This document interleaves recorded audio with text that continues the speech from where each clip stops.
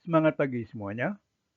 Terima kasih telah bergabung dengan channel IBMW, Media Belajar Bareng Finance, Research, dan Hospitality. Kita membahas metodologi penelitian MEP dengan topik Over Tourism bagian 3 pada sesi 35. Sebelum mulai sesi ini, silakan tekan tombol subscribe, like, dan share sebagai dukungan dan pemotivasi untuk pengembangan channel ini. Terima kasih dan selamat mengikuti. Sesi ini merupakan lanjutan dari sesi 34 yaitu MEP Over Tourism bagian 2. Pada sesi ini akan disajikan contoh empirik tentang overtourism yang terjadi di Venice, Italia dan Bali, Indonesia. Selamat mengikuti. Kita bahas studi kasus 1 yaitu tentang Venice, Italia. Latar belakangnya adalah Venice telah menjadi salah satu kasus overtourism paling relevan di dunia dan menjadi laboratorium untuk mempelajari berbagai konflik yang muncul ketika jumlah wisatawan terus bertambah sementara kualitas aliran wisatawan menurun. Indikator pengukuran yang digunakan yaitu tourist to resident ratio.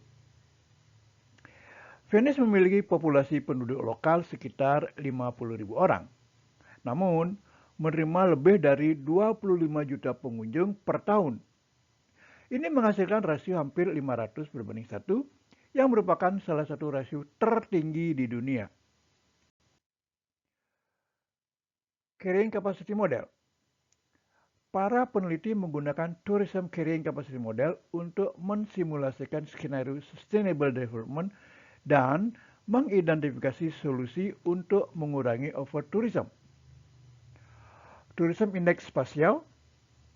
Proyek MIT mengembangkan Tourism Index yang mendeteksi area-area dengan konsentrasi tourism saturation tertinggi di pusat bersejarah Venice. Dampak terukur. Lingkungan. Polusi udara dari emisi mesin turun 80% di Venice setelah pembatasan kapal pesiar besar dilakukan. Sosial. Tekanan pariwisata yang tinggi di Venice telah menarik perhatian publik, terutama terkait demonstrasi yang dilakukan penduduk Venice tentang pariwisata. Kebijakan dan pengukuran efektivitas. Pada April 2024, Venice mengimplementasikan day fee sebesar 5 euro untuk wisatawan day trip sebagai langkah signifikan untuk menghadapi tantangan overtourism. Pengukuran dilakukan melalui monitoring jumlah wisatawan yang membayar dan dampaknya terhadap kepadatan area. Studi kedua, Bali, Indonesia. Latar belakangnya adalah Bali menerima 6,33 juta wisatawan internasional tahun lalu, melampaui puncak pra-pandemi sebesar 6,25 juta pada 2019 dan mewakili hampir setengah dari total pengunjung Indonesia pada 2024.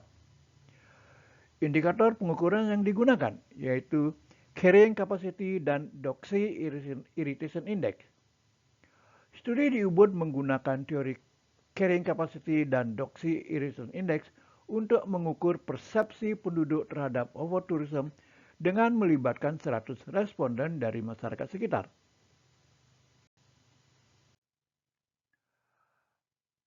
Tourism Area Life Cycle Model atau disingkat TALC Model. Penelitian menggunakan model Butler Tourism Area Life Cycle untuk mengevaluasi dampak pariwisata terhadap penggunaan lahan dan konflik budaya dengan 6 tahapan pengembangan destinasi, yaitu eksplorasi, keterlibatan, pengembangan, konsolidasi, stagnasi, dan penurunan atau peremajaan. Infrastruktur dan transportasi. Terdapat rasio kendaraan terhadap penduduk hampir 1:1 di pulau tersebut, yaitu Pulau Bali. Sementara penggunaan transportasi publik tetap rendah.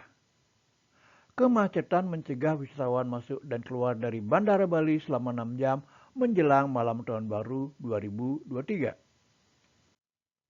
Dampak terukur. Environmental degradation.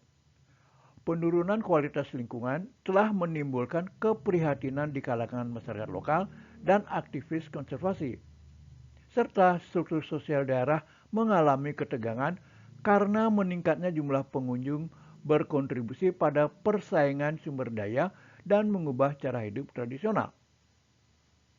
Overdevelopment.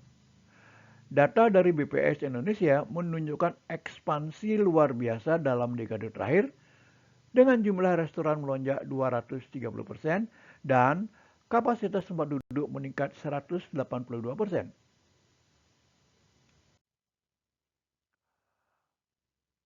Metodologi penelitian.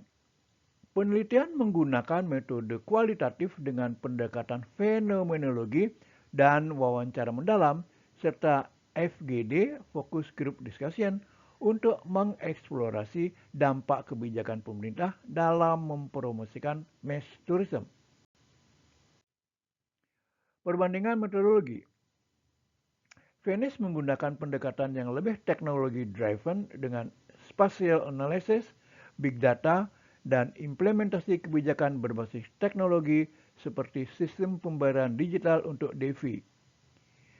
Bali menggunakan pendekatan yang lebih community-based dengan fokus group discussion, wawancara mendalam, dan teori-teori klasik seperti TALC, model, dan irritation index.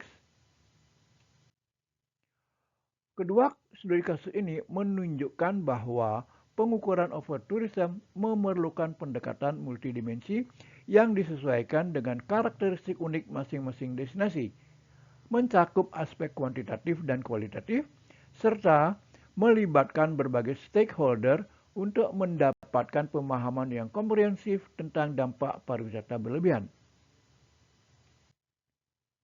Kita lanjut dengan pembahasan kondisi Bali. Apakah Bali mengalami overtourism?